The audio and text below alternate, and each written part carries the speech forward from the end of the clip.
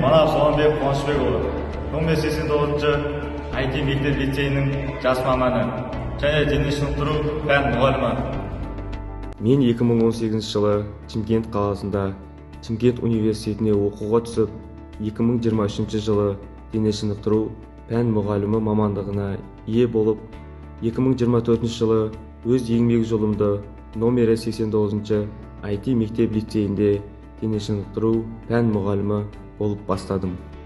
Дене шынықтыру пән мұғалімі болу мен үшін үлкен жауапкершілік, әрі абырой.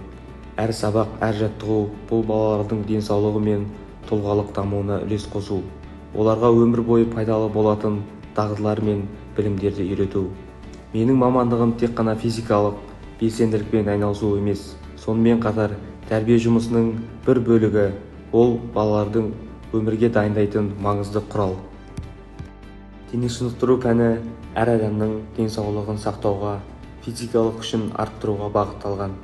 Мұғалім ретінде мен балаларға спорттың мәнін, дұрыс тамақтану, ұйқының маңыздылығы, сондай-ақ дұрыс демалуды үйретемін. Әр жаттығу менің ойын барысында балаларға денесін нығайтып қана қоймай, мінез құлқында қалыптастырады.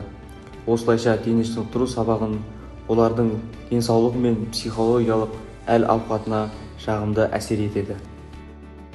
Дене шынықтыру пән мұғалімі болу жауапкершілік, еңбекқорлық және шығармашылықты талап ететін мамандық. Бұл тек балалардың денсаулығына ғана емес, олардың өмірге деген көзқарасына әсер етеді. Мен өз мамандығыммен мақтанамын, себебі әрбір сабақ балаларға болашақта пайдалы болатын дағдыларды үйретудің мүмкіндігі.